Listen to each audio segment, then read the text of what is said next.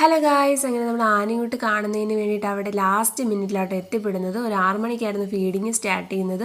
പക്ഷേ ഞങ്ങൾ അവിടെ എത്തിയപ്പോൾ തന്നെ ഒരു 5:55 അപ്പോൾ ഇതുപോലെ പോയി വണ്ടിയൊക്കെ പാർക്ക് ചെയ്തിട്ട് വരുന്നുണ്ടായിരുന്നു. ഞാൻ അവന് വേണ്ടി വെയിറ്റ് ചെയ്യുന്നുണ്ടായിരുന്നു. പക്ഷേ ഞാൻ ആരായി പട്ടി എന്നെ ഒന്നും മൈൻഡ് പോലും ചെയ്യാണ്ട് ഇങ്ങനെ ആനയെ കണ്ട് ഓടിത്തുള്ളി അങ്ങ് പോകുന്നുണ്ടായിരുന്നു. പിന്നെ ഞാനിതുപോലെ ക്യാമറയിലെല്ലാം ഇതിങ്ങനെ പകർത്തുന്നതിൻ്റെ ഒരു തിരക്കിലൊക്കെ ആയിരുന്നു. പിന്നെ ഇത് ഓരോ ആനയുടെയും പേരിൽ അവരെടുത്ത് വെച്ചേക്കുന്ന കൂട്ടുകളാണ് ഭക്ഷണത്തിൻ്റെ. അത് മിക്സ് ചെയ്ത് അവർ കൊടുക്കുന്ന. ഇസൂട്ടനാണെങ്കിൽ ആനയൊക്കെ കണ്ടിട്ട് എന്താ സംഭവം എന്ന് ഇങ്ങനെ ഇട്ടിത്തിരിച്ച് നോക്കുന്നുണ്ടായിരുന്നു.